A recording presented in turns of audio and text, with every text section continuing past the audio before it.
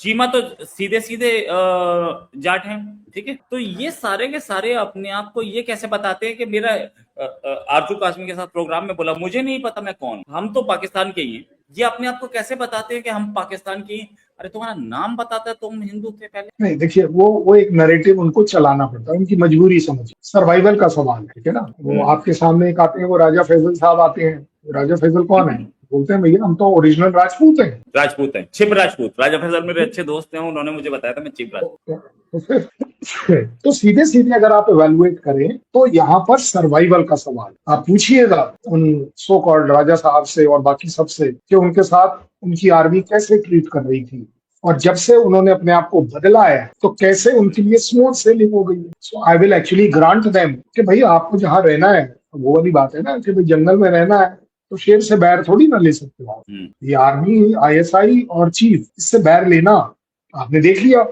किस किस ने बैर लिया? भुट्टो ने बैर लिया, आपको पता है क्या हो गया।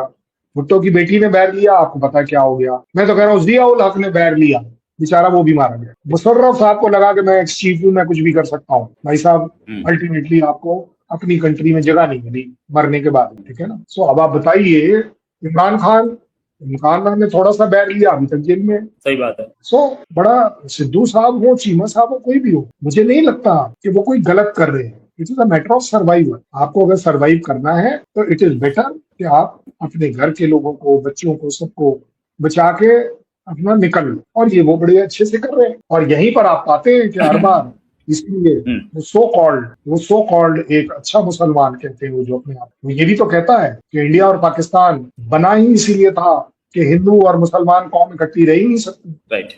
जो आर्मी चीफ ये अजान लगाएगा, उस अजान के बाद वो आर्मी चीफ कहाँ है? भाई वो पूरे जो रेयर अर्थ मटेरियल है वो बोल रहा है कि भाई बलूचिस्तान में है। बलूचिस्तान से निकालेगा कैसे?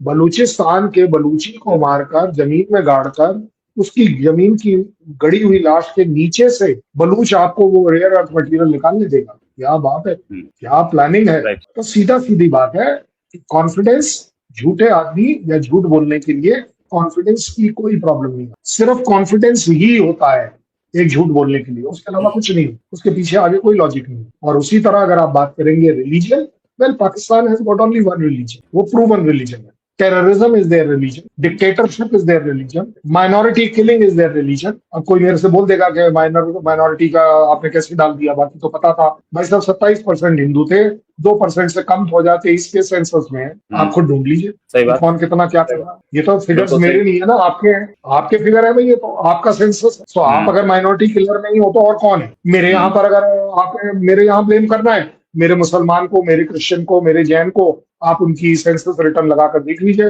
कहाँ पर कम हुए बता दीजिए। मेरे यहाँ सारे बढ़ गए, मेरे यहाँ अगर कम हुआ तो सिर्फ हिंदू कम हुआ। क्यों?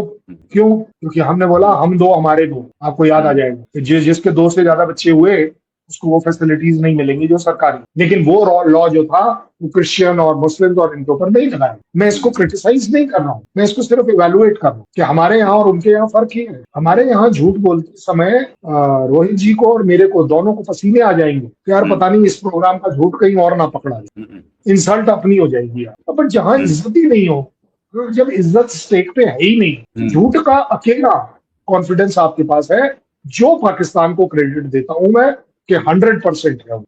राइट। चीमा मैं कमर चीमा साहब बड़े अच्छे दोस्त थे मेरे, नो डाउट। और कर्नल शैलेंद्र सिंह के भी बड़े अच्छे दोस्त हैं। दोस्ती अपनी जगह, रियलिटी असलियत अपनी। चीमा हमेशा से जाट रहे हैं, जाट हिंदू रहे हैं, और ये पंजाब, हरियाणा, यूपी और इस एरिया में था। और चीमा सिख भी रहे हैं और हिंदू भी रहे हैं चीमा। तो अगर किसी आदमी ने अपने नाम के आगे चीमा लगा रखा है, मैं स्पेसिफिकली कमर चीमा साहब को टारगेट नहीं कर रहा हूँ। फ्रैंकली स्पीकिंग बहुत सारे और चीमा हैं, बहुत सारे और बाजवा हैं, बहुत सारे और चौधरी हैं। ये सब हिंदू सरनेम लगा, मतलब आज भी आपने हिंदू सरनेम लगा रखा है, इसलिए मतलब आपके नाम के पीछे अब्दुल्ला क्यों नहीं लगा, आपके नाम के पीछे अंसारी क्यों नहीं लगा, आपके नाम के पीछे खान क्यों नहीं लगा? क्योंकि आप कहीं ना कहीं ढूंढते हैं, आपने राजा फैजल का नाम लिया है, कहीं ना कहीं ढूंढते हैं कि मेरी डिग्निटी कहाँ है। मेरे बाप दादा तलवार के जोर पे मुसलमान बन गए, लेकिन मैं था क्या? सच्चाई है। और आज की डेट में आरजू कासमी का इंटरव्यू है, मैंने वो देखा है, फैक्ट इज आज की डेट में आप बोल रहे हैं हमें नहीं पता हम कौन हैं। इस बात पे मेरा एक बड़ा वीडियो वायरल हुआ था जिसपे एक जनाब हैं जो पाकिस्तानी हैं, वो रह रहे हैं उधर क्या बोलते हैं उसे, चाइना में। उन्होंने मुझे बोला खरबूजा।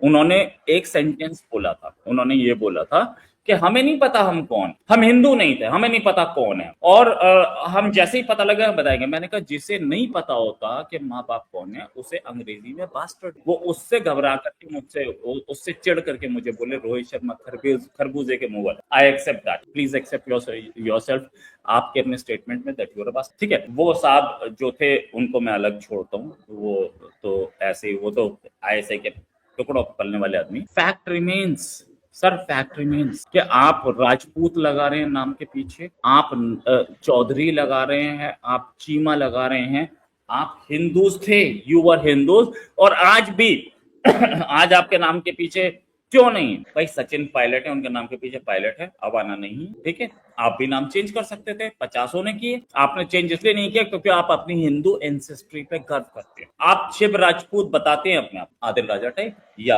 क्या बोले वो जिनका नाम आपने लिया, ठीक है, इनके टाइप आप बताते हैं। शादी के टाइम पे आप बताते हैं कि हम राजपूत थे, हम ब्राह्मण थे, हम ये थे, वो थे। तो आज आप किस मुंह से बोल पा रहे हैं कि हमें नहीं पता? हम तो पाकिस्तानी हैं पहले दिन से। Question to you sir.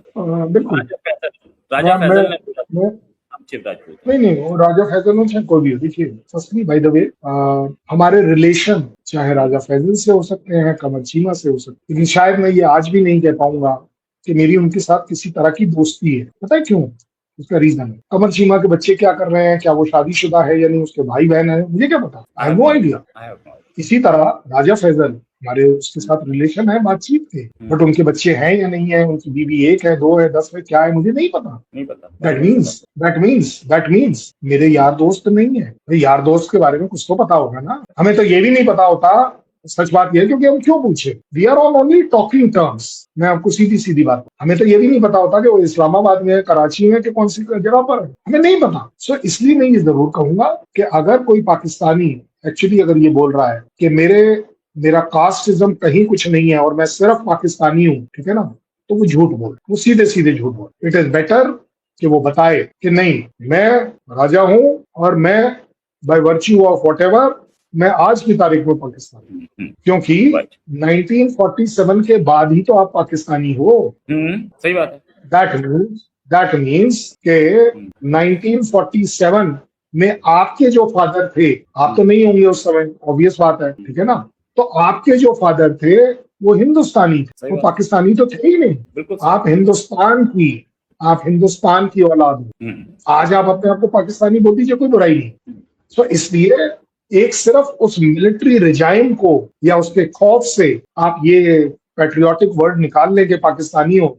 Well, अगर आप पाकिस्तानी हो तो वो जो कारगिल में आपकी नॉर्दर्न लाइट इन्फेंट्री के इतने सारे लोग जो लाशें पड़ी थी, वो पाकिस्तानी थी या नहीं थी, किसी से पूछ लीजिए। अगर वो जवाब दे दे कि हाँ जी वो पाकिस्तानी थी, तो I will be proud of them, क्योंकि उन्होंने वो 249 लाशें लेने से मना कर दी कि ये हमारी है ही नहीं, ये हमारी है ही नहीं। वो जो खड्डों में गिर गई, दर्रों में गिर गई, जगह जहां वो रिकवर नहीं हो पाई, वो एक अलग बात है।